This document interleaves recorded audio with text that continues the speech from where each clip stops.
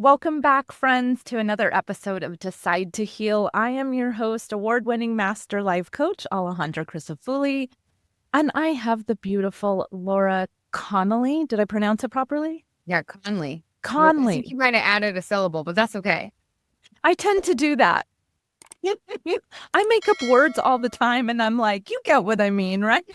It's a little bit prettier sounding. Yeah. Really. Wonderful. But Laura is this incredible woman who is known as the Yummy Mummy. The Yummy Mommy, not Mummy. Mommy. Yummy Mommy, which is such a great name. Would you please tell us, like, where did that even come from and what does that mean? Yeah. Well, okay. So like in England and like Australia, they do say the yummy mummy. Like, mummy, Okay. like they say that. So that is my brand. And it like came out of nowhere. It just like landed. It was very meant to be because my brand is so fun. And like part of the philosophy that I teach my clients is that health and weight loss has to be fun if you want it to be sustainable. If you want your results to be permanent, it actually has to be something that you enjoy. So while some of my clients roll their eyes and they're like, I cannot sign up for something called the Yummy Mummy. This is like ridiculous. I cannot change my brand because it is a part of the philosophy and it is a part of the methodology. So it's kind of silly. And the connotation in like Great Britain and Australia is basically like a hot mom. A mom that like really feels good in her skin and feels light and alive in her body. So that's also a meaning of it as well. I love it. And you know what? It should be fun. There should be a sense of joy in it. We obviously talk about healing in the Decide to Heal podcast. And everything connected to healing. Mainly what we focus on is like mental, emotional, and spiritual healing. But all of that connects to physical. And even though it's challenging to face those things within yourself, on the other side of it and through the process, there's elements of like joy and fun and lightheartedness. And I could totally see that, especially when it comes to your physical transformation, that it needs to be fun because like I think so many of us, and I'm just going to tell on myself, like getting up to go to the gym is not fun for me. Until I'm there and then I'm like, okay, this actually works. I like this. Or the dieting, that's not fun either. So I love that you come from, I'm going to call it a 180 philosophy, which is what we're all about too, this 180 method, but of like, well, you tell your approach because it's such a different way of looking at weight loss and, physical transformation. So yeah. Yeah. I love that your podcast is called Decide to Heal because that's really what happened to me. Yeah. I had my daughter and she was 6 weeks old and I kind of had this out of body experience, like wake up call moment where I was beating myself up for not bouncing back into my pre-baby jeans fast enough, quote unquote. And I was like, oh, hell no. Like, I was like, oh, like this has to stop here. Because if I don't stop this screwed up relationship with my body and food, I'm going to pass it down to her. Yeah. And so in that moment, I really did decide to heal my relationship with food and my relationship with my body and the way that my body looked because I had such a compelling reason. Prior to that, I had really like accepted defeat. I was like, this is just going to be my thing. I'm just going to have this love-hate relationship with my body and just always be on some sort of diet, and then of course, I'll throw it in the towel and do like go on a crazy hedonistic binge fest or whatever. I was constantly riding the diet roller coaster. And so in that moment, I really decided, which again, I love that name because it's so empowering and it does have to be a choice. But in that moment, I also wanted to lose the baby weight. Like I wanted to do that in a healthy way and not make myself wrong or bad. Prior to that, I had really shamed myself for ever wanting to lose weight. I was at the time, I'm still a coach now, but really into teaching yoga and meditation. And I thought, God, I'm supposed to be like this evolved meditation teacher. Like how frivolous and silly and superficial of me to want to lose weight. And finally, when I gave myself permission is really one of the best evolutions that I've created. And so, Yeah. um, so I, yeah, that's really cool. And I love the word you use. I gave myself permission. So I want to Mhm. talk about that permission piece. Yeah, But just to like, uh, I can relate a lot to what you're saying. I know there are so many women listening to this right now that are like, yep, that's the yo-yo, like yeah. 360 cycle that I have been on. And Oh, well, I remember what else we were going to talk about, Alejandra. We were what? talking about this cycle, like you guys, before we hit record, we're like, we had the best topic we wanted to chat about. What was it? And I'm like, I have no I don't idea. know. But I do remember we could come back to this cycle of over restriction, which along it, again, that's a Yes. 360 cycle. Yes, So yes, we can yes. Okay. We'll talk come about back to that, guys, because that was, but yeah, we were like, wait, what were we going to talk about today? Because we about talked about what design. we were going to talk about like a few weeks. So good. Anyway, but so my daughter is 23 now. And speaking from someone who has walked that path that you were like, I don't want to pass this on to my daughter. Yeah. I unfortunately walked the path of passing on to my daughter because it was at a time when like I hadn't had the healing myself. Yeah. I was stuck in that full on 360 cycle. Yeah. So, y'all, I don't know if you know this about me, but I actually used to be a professional ballet dancer. Oh, I did. And like because of that, I went through like massive self-image. I mean, you're constantly looking at mirrors all day Yeah. long. I was on a full ride scholarship in San Francisco for dance, and they would weigh us every day. Oh my You would God. get poked and prodded and pinched if you had any ounce of fat on your body. And Mm. so it really instilled this like super unhealthy relationship and cycle of just like, but I love food, but I'm not supposed to have food. But what do I do? And how do I? Yeah, it was just super Yeah. And then we're like unhealthy. afraid of our hunger because we're like, God, I can't get hungry because if I get hungry, I can't trust myself. And Exactly. It was terrible. And I was like living in San Francisco by myself at the age of 14. oh Like my the gosh. worst age possible. I had no one to like mentor me, guide me. It was just all about what I was doing wrong and how bad I was and how I looked Mm, so it was very challenging. And then I took that into my adulthood of and course. then passed it on to my daughter who ended up having an eating disorder. She and I talk about it in a podcast episode that she Oh, and I did.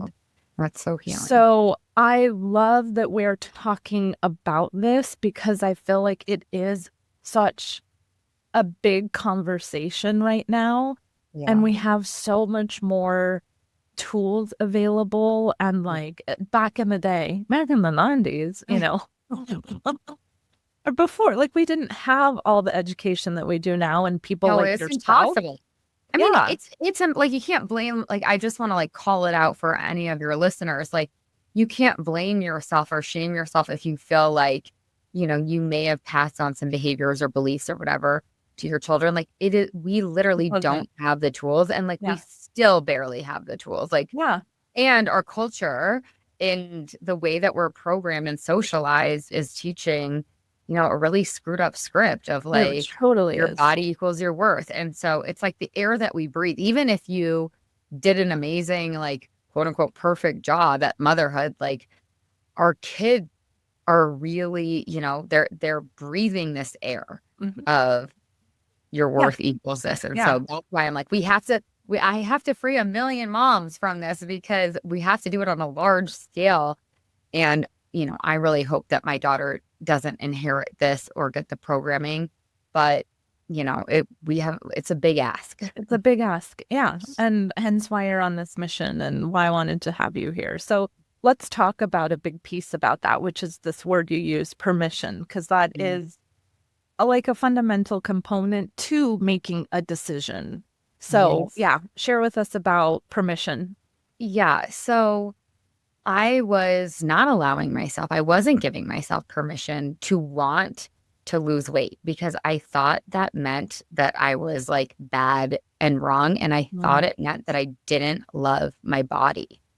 And I'm like, well, I'm supposed to love my body. I'm like a coach. I'm a yoga teacher. Like I'm supposed to love it. And then when I really started, because it was like this whisper of like, Laura, you don't feel good in your body at this weight. Yeah. And then it became not just a whisper, it was like this loud voice, and it was Yeah. my gut or my intuition. And I finally was like, okay, what if I let that voice come to the surface? And what if I listen to it and give myself permission to want to lose weight and then to go lose weight, but from a healthy place, not a place of like, I have to earn my value, or like the size of my jeans equals like how good of a yoga teacher I am or coach I am, or Yeah. whatever, right? It's like the ballet thing. And I was in sales prior to it, and I was in pharmaceutical sales. I was a drug rep.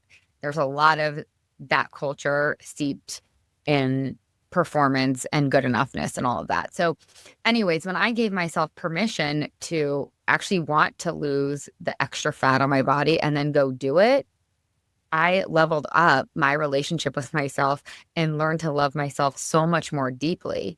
And so, what I want to offer to your listenership is, if you have that voice of like, hey, I don't feel at home in my body, I don't feel good in my body. And I think one of the reasons is because I just feel like I have extra weight. Like, be willing to explore that. You don't ever have to lose weight, or you don't have to want to lose weight. But if there's this voice or this knowing, give yourself permission, because I think some of the, and I teach body positivity, but some of what we can interpret the body positivity movement to mean is that like I should love my body at any size. And you should, and you can. But if you genuinely want to lose extra weight, and that would be for you to determine and you to define, if that is something you want, you have permission to do it. And the journey that you will go on will be one of the most healing, um, special, most profound journeys you can go on if you do it from love, right? It's like, I always thought it was either or, black and white. Well, if I want to lose weight, that means I hate myself. It means I hate my body. And I'm like, Mm, what if it meant I just love my body and I like, want to take well, even better care of it? Right? It's yeah. like, yeah. So I want to give you permission, if you can't give it to yourself, like to your listeners, like, Yeah. it's allowed. The ironic thing too is that the extra fat that was on my body was put there because I was escaping myself or avoiding myself, avoiding Uh-huh. emotion, escaping emotion. So it wasn't like this extra fat was on my body because I was nourishing my body in a loving way. No. Oh, actually, I was just using food for what it wasn't for in Right. my belief system. So, Oh my anyways, goodness. there's a lot there, but But I mean, that's a lot to unpack, but so like spot on. What I was hearing through that, like to like pinpoint down, is give yourself permission to love yourself, and that it's not about the weight. It's not about the yeah, food. It's about loving yourself. And then what are those actions that you're doing or not doing that mm, aren't equaling that love of self? yeah, that's so well said. Okay, so and you know what? The whole like, I'm supposed to, or um, I should be, that there's so much pressure that we place upon ourselves that's all like I see things that just all come back down to the root cause of things. Again, Mhm. it's not about the weight. It's not Okay. about the food. It's what's driving those behaviors to go there and pack on the weight and eat the Yeah. food. Same with like these I'm supposed to's or I should. They're also being driven from the same place. Yes, 100%. It's crazy how Yeah, we do and that so to can make ourselves. it so confusing and complicated. And that's like why one fun thing you can do, or maybe fun isn't the right word, but one kind of place where you can go into self-inquiry is like, what do I want? Like, if I shut out all the externals, like what you're saying, right? Like, instead of like what I should want or what I'm supposed to want, it's like, what do you actually want? And Yeah, when you get quiet and listen, you will be able to hear your inner voice, and it yeah, will guide you. It yeah, really will. Yeah. yeah. And It's I so think too, true. like what you're saying about, it's all coming from the root. Like, a lot of us want to lose weight for really awesome reasons, Mm. right? We get scared that we want to lose weight because we want to be like skinny and like that equals our worth. And it's like, if you have a little bit of that, that's totally normal because again, it's the way that we've been programmed, a lot of Sure. us. Yeah. All the images we've seen and reading all freaking 17 magazine and Cosmopolitan growing up and Well, all of that.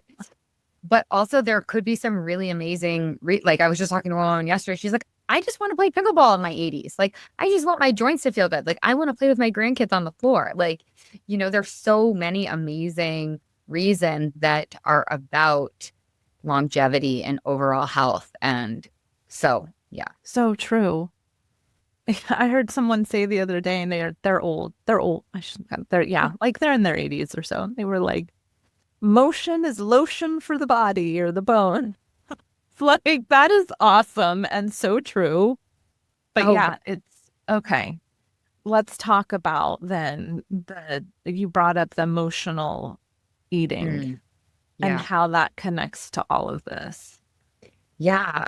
What was so eye-opening for me and so many of my clients is that I was actually an emotional eater and I never really labeled myself as that because I wasn't somebody that came home and ate a carton of ice cream followed by like a bag of Cheetos. Not that that's wrong or bad. I have clients like that all the time too. But what I really realized is, oh, food, like the point of food is fuel. And it doesn't mean just because it's fuel, it's not enjoyable. But I always tell my clients, I'm like, if hunger isn't the problem, food isn't the solution. And so if you notice that you're pacing in the pantry at 9 p.m. or, you're just like standing in front of the fridge looking for that old string cheese or whatever, maybe you're looking for something else other than food. So eating for emotional reasons is actually a good thing if you don't beat yourself up for it. Eating for emotional reasons is not wrong or bad. It can really be like a check engine light. Like, if I'm not hungry, like what am I searching for in the pantry? What is actually going for? Like, what is it that I really need? And so it can actually be an inquiry of like, I don't need my kids' cheddar bunnies. I need some comfort. I need some pleasure. I need a reward. I need some stress relief. And how can I give that to myself in a way that really serves me now and later? Because for a lot of my clients, eating the cheddar bunnies doesn't give them the results that they want. It No. leaves regret. It gives them, a carb hangover or a sugar hangover if it's ice cream or, cookies or whatever the thing is. Like I know for me, my body doesn't feel good eating a lot of processed sugar. It's like I'm allergic to it. And so it doesn't serve me in the long run, but it also doesn't serve me in the very short run. So it's that beautiful inquiry of like, how could I give myself comfort? Maybe I could get into bed early. Maybe I could read a favorite book. Maybe I can watch Shrinking with my partner or whatever. And I will say, in the beginning of this process, if you stop the Oreo habit and replace it with like a tea and that show Shrinking, the hit is not as high. You do get a big dopamine hit from Oreos or from Goldfish or whatever the thing is, the barbecue chips, but you're not left with the hangover of Yeah. it, right? And so, but just after 3 or 4 times, you'll train yourself to like the clean hit of the Netflix show or the going to bed early in fresh sheets with like your favorite book or going for a walk with a girlfriend or scheduling that massage or whatever those self-care activities are. And they can be small, but that's what I find for my clients is that oftentimes we're not giving ourselves permission to go back to that word to fill our pleasure cups up, to fill our comfort cups up, because a lot of us are people pleasers. Again, this is how we've been trained and programmed. And so Yes. it's really hard for us to say no to other people and yes to ourselves. And that's why I love when my clients come into my program because I'm like, yeah, we're going to lose weight, but we're also going to like transform your entire life. You're going to lose weight Exactly. you're going to love your life for the first time Yes. because you're going to learn how to take care of yourself. You're going to learn how to say no and say yes. to yourself. So, Absolutely.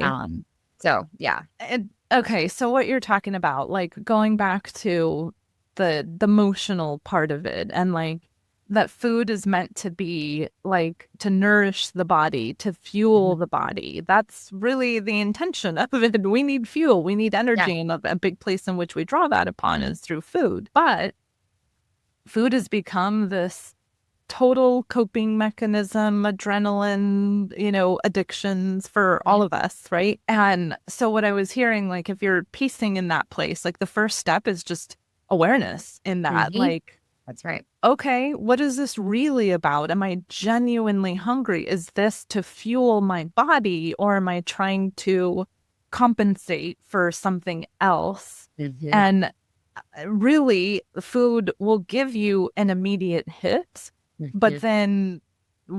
then what? Like, Yeah. it's not actual. This is the difference It's a cheap between, hit.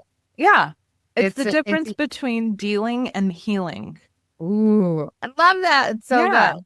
Well, Yes. and that's what the whole Aniti is about, that difference between dealing and healing. So you're just dealing with whatever emotional thing you're maybe totally unaware of in that moment, and Mhm. it takes it away, but then it's right back there. You're not really genuinely healing it. So asking those questions of yourself, like you were saying, what is it that I'm seeking? What is it that I'm needing? What is this really about? Like, it's about Mhm. comfort. I Yeah. think, and pleasure, and like feeling good, or Yeah. yeah, Like I I deserve feel a like reward. Like a I deserve, reward. my I was just talking to one of my clients yesterday. She's like, I'm just so frustrated at the end of the day because like my husband's not helping with bedtime. The kitchen's a mess. Yes, I got the kids down, of course, 30 minutes later than I wanted to. And so there's like nothing left for her at the Yeah. end. So of course she's scavenging for something.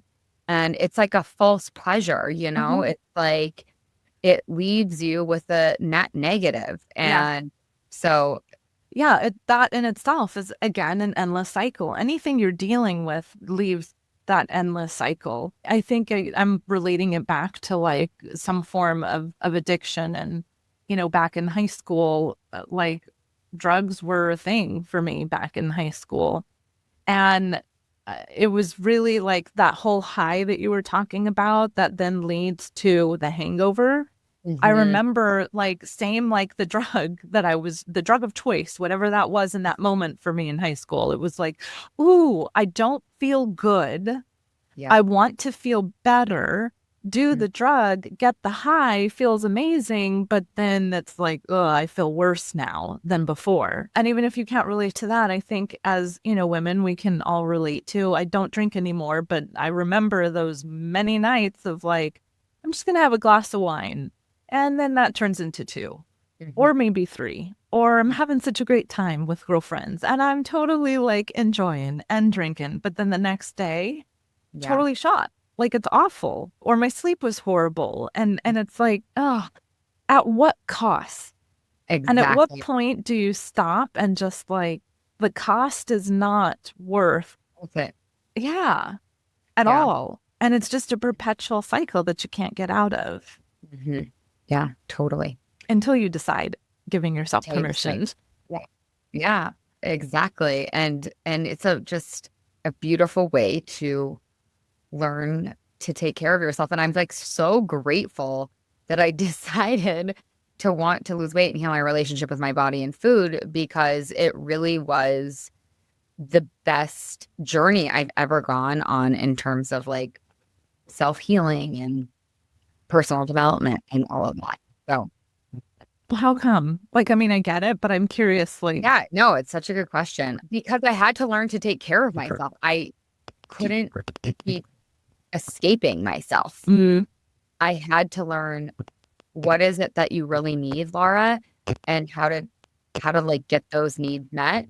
And I'm the only one that can really meet those needs, yeah, right? So it was such a cool journey. But I also learned how to be so much more present, like yeah, so much more present with my kids, so much more present at meal times. I broke up with over exercising. I was like a serial over exerciser. Oh my God. If I didn't get in at like 2 workouts a day, then I sucked at life. Wow. So feeling that so much freedom around that. Really loving my body. Like I love to get dressed. I think that getting dressed and like clothing is like an art form. Like it's an expression. Like I don't want to say fashion, but I like my style. And Yeah. I was like blocking myself from that form of expression. So there's so much healing that I did. Being able to I learned how to say no to other people. I learned how to have my own back. And there's a lot of people pleasing that comes up. And I realized I was like a secret, like I never identified as a people pleaser, but I realized I was because I would eat the thing in order to not disappoint somebody else. And so now I know because I practiced for so long, like I know that it's safe to say no and not self-abandon, like not say yes to somebody else and then really say no to myself. So it's like I built that muscle and now I can say no, complete sentence, end of story. And I don't even have to explain myself. Sometimes I will explain myself and I'm okay with that too. Yeah. But the lessons are like endless. So I could go like on and on and on. One of the best things I will say is like losing weight for the last time, healing my relationship with my body and with food was the holy grail. It was the thing that I thought I would never solve. I had totally defeat. So when I solved that for myself, and it is a practice, like I don't want to say I don't, like, oh, it's done Yeah. now and I'm never going to experience anything. Yeah. Exactly. Like it is a daily practice that Yeah. I actually really love and enjoy. And I practice it mainly through journaling.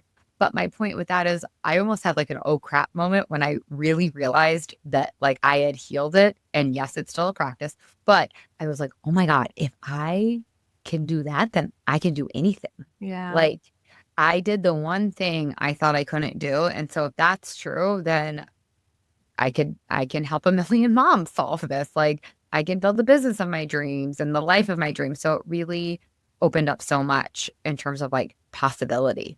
Yeah. And so true. Everything changes. Like it's not just everything's connected.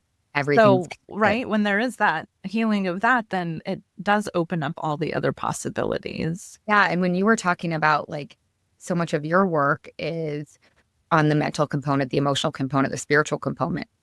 The same is true for my coaching practice for sure, but it's really hard to your point. You said it, but just to like give a little more life to it, it's really hard to have a deep spiritual practice without feeling good in your body because so much of spirit, at least my belief, lives in your body. Like your intuition, your gut feeling for me comes from my body. Yeah. And so if I don't have a healthy relationship with my body, if I don't like being in my body, for me, it's really hard to hear my intuition, to trust my gut because I'm living from the neck up.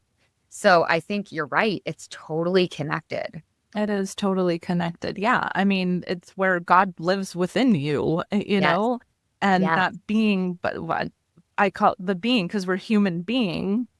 Yes. And being is where God truly resides within you. But there is this element of like, this is a tent. Like you got to take care of the tent because he does live within you. Yeah. And it's I mean, it really is. It's your home. Like, can you imagine hating the home that you lived in? You know, that's the worst. Yeah, it is. It is the worst when you have that. When you look at it from that perspective, it is your home. It's the only home you're going to have. To hate that and to not love it wholly, yeah, it doesn't make sense. It only sets you up for hardship in life. It's funny because, well, not really funny, but, you know, we're all seeking safety. Like it's one of our key things is we all want to feel safe. And so many people are stuck in this place of like, I don't feel safe. I don't feel safe. Well, how much of that has to do with because of the home that you are hating, which you want your home to feel safe. It's a place of comfort and safety and security. Well, the same is true for the home of the body. Exactly. And it all stems back to like Yes, fully relationship with God and loving self, which is different than, do you see a difference? I'm totally curious here, Laura. Do you see a difference between self-love and loving self? No, I don't think so. Self-love and loving self. Yeah, No, do you? I I could speak. do. I could speak Yeah. to, okay. Okay, enlighten me. Tell me. I want to hear. Well, I feel like loving self is actually what we're working towards or wanting to achieve. Mhm. Because it's the action part of it. It's like Mm, loving, it's like doing those actions, asking those questions, being in that aware state. It's all of the things that allow for like the transformations, the healing to actually happen. Self-love is almost like, yeah, I feel like it becomes esoteric for people of like, I don't even know what that means because there's not yeah. like an actionable piece to it. And so there's this association of, well, that means going to get your nails done or getting a Oh, massage or, something of that nature that's like, I just need to take time for myself to like read. And hey, like, great, those are awesome things, but that doesn't have to do necessarily, you could still hate yourself yeah. Oh, and yeah. get You can get massages your and get yeah. manicures and pedicures and take time for yourself and all of that jazz and still hate yourself. So loving self is what I feel like is the true goal. And the Mm-hmm. end result is love of self when you're Mm-hmm. loving self. Yeah. Oh, I love that. It's so beautifully articulated. Yeah, I think a lot of my clients or, right when they become my clients, like there's a lot of like maintenance activities Mm, that they're doing, like you're saying, and we categorize them as like self-care and self-love. And it could be, but it also could just be like what you're gonna do anyways because you love having cute nails, yeah. right? That I love to define self-love and we could fit this into your definitions too, as like the way that you talk to yourself, Hmm. right? It's like, like I teach my clients all to like become their own BFF. So like one of the analogies is like you would hate to live in a home that was like really unorganized and really messy and like where you didn't feel safe or in a bad neighborhood or whatever. But also like you would hate to have a sidekick next to you all day, every day, who was like, you know, beating you up or berating you. Like if you, and a lot of us are doing that. And some of us don't even realize we're doing it because it's just this like talk track that's been going on for so long. And so just the way that we talk to ourselves, I think that that is like the greatest act of self-love is to upgrade that and always be putting it through that like BFF filter. Would you ever talk to your BFF or your daughter or your 6-year-old self or whatever? Yeah. Because that makes it really clear and really obvious and really black and white for some of us. Like, can you just practice not talking to yourself like you hate yourself Yeah. just for like a week or two? Yeah. Then you can And go back to the old, just see what happens. just see Just what to happens. see. Yeah. Yeah. Because Just there's see only what, one way to find out. exactly. Yeah. See It's what just like a happens. little experiment. Yeah, exactly. I love that. Okay. Did we address what we said we wanted to talk about 2 weeks ago when we made up our, Oh, I well, don't think we one did. of the cycles that I talk about is what's really common in like the health and wellness industry is what I define as over restriction. And that's Yeah. why so many people are so anti-diet is because they've they've dieted before and it sucks because they live in this land of over restriction.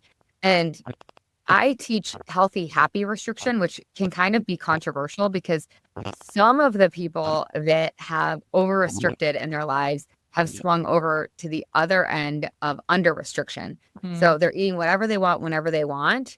And if that's working for you, then great, you just keep doing that. But if it's not working for you, which I realized it wasn't working for me to eat whatever I wanted whenever I wanted. And that was really, when I say it was really my lower brain. It yeah. was really the part of me that wanted that dopamine hit or the part of me that wanted to people please or whatever. Eating when I wasn't hungry, basically. Yeah. So I like to teach healthy restriction because anything that we have in our lives, there's a little bit of restriction So like the marriage that I have, there is restriction in this marriage. Like I I can have a sharp tongue sometimes. So like I know myself now. I bite my tongue if I know I'm going to say something I'm going to regret later. I don't I like, well, this is like in my past. I don't have a boss anymore now. Obviously, I work for myself, but like when I was in corporate, you know, I'm not saying the things I actually want to say to my boss when he moves up the deadline. I'm restricting myself. Like when I'm driving, I'm not flipping the person off next to me, right? Like I'm constant in my parenting, I'm constantly restricting so that I can have the results I want with my parenting, with my relationship to money, right? Yeah. I'm not buying everything I want whenever I want because I want this financial health, right? So what's so funny is a lot of us think there should be no restriction when it comes to our health. And I'm like, okay, you get to decide, but what about happy, healthy restriction where, we don't eat everything that our lower brains want at 9 p.m., where we Mm. no thank you and we say yes, please to our future self. So that's healthy, happy restriction. What can happen is we get so freaked out about over restriction and that's this 360 cycle of, and this is what I lived in for 20 years. I would over restrict or Mm. do a clean juice cleanse, or I would do like, I'm going to do 1,000 calories, or I'm going to do this really strict keto diet or whatever was popular at the time. I was literally the girl that would just do whatever the new hot diet was. And so what would happen is I would end up in over restriction, not happy, healthy restriction, over Yeah. restriction, eating 940 calories a Oh day. my And goodness. what that ends up doing is it creates an over desire. Mhm. And we cannot contain the over desire. It's like a beach ball in a pool. Like it will Yeah. explode. Yeah. Yes. Right. And so then that leads to overeating. And that for me, that would look like 6 pieces of pizza. Like I F this juice cleanse. I can't do this. Like I'm just screw it. Right. And a lot of us women have been in this. And then we notice we've overeaten and we're Yeah. like, oh, well, I got to go over restrict again. So then over restrict, over desire, Mm. overeat, over restrict, over desire, overeat, and so on and so forth. And it doesn't work No. because we cannot contain It's it. And we're exhausting free. too. Oh my gosh. It's exhausting. It can lead to burnout. I mean, it can lead to so many things. Yeah. But what I don't want to do is have us swing all the way over here, which is what I did, to under restriction because I couldn't have what I wanted there either. I couldn't feel good in my skin. I was eating for emotional reasons. I also didn't have the health that I wanted, right? Like, my thyroid got screwed up. I could go on and on. So I figured out, luckily, that like healthy restriction is how I got every single other thing I'm proud of in my life. So why don't we apply that here? It's not bad or True. wrong to say no thank you to certain foods that don't serve me. It's like we have big food that's a multi-billion-dollar industry. Mhm. And what you were talking about before about this coping mechanism and this addiction, like it's an accepted coping mechanism. It's a very So accepted true. tool, Yeah. right? And big food is like preying off of us Mhm. actually, and Mhm. and big pharma as well. So, and I'm not saying big food is bad. I'm not saying it's wrong. I'm not saying pharma is bad or wrong. I'm just saying there's a lot of marketing dollars behind it. And Oh so yeah. it's no wonder. It's not your fault, right? It's like not your fault if you don't feel like you haven't figured out your health or your weight stuff or feeling good in your body. It's like so impossible to navigate in this world. Yeah. I mean, because yeah, we're being constantly played at through like what people know function, like how we function as human Yeah. beings and what to play off on. Mhm. Yeah. Which is why you have to heal Yeah, exactly. and do this. Yeah. Okay. So what's like a final thing to kind of bring it together for you? Like, what do you want us to Yeah. know? Well, I just like go, I love your name. Like decide to heal. Like just make the choice. Like just decide. And also what I always tell my clients too is, or before they become my clients, like on my podcast, it's like what decide one way or the other. The worst place you can be is like in purgatory, like in the middle in Yeah. purgatory of like you're not really deciding one way or the other. It's like you're like maybe I want to do this, maybe I don't want to do this. And then also give yourself way more time. I think that we put so much pressure, especially when it comes to health and losing weight. We're like, okay, 6 weeks, 3 months, 4 months. 30 days, 75 hard, Yeah. everything has like a timeline. It's like, what if we just like released the timeline and this is just like a journey that we were going to go on and we could trust that the results were inevitable if we just kept showing up every Yeah. day and being really, really stupid kind to ourselves. Yeah. So, Ugh, I love that. Stupid kind to ourselves. yeah. That's all about like it happening naturally, which is the key to all healing. It has to happen naturally because whatever doesn't feel natural, you will always revert back to what does. Yeah. And that's also what I love about what you're saying too, Laura, is like it's a natural thing. And when you back off all the stuff we were talking about and Yeah. what we've tapped into today, like it just happens naturally. Yeah. And I think that can feel really scary for some people, especially people that have been overachievers, like A+ kids, gold star kids, Yeah, like super driven.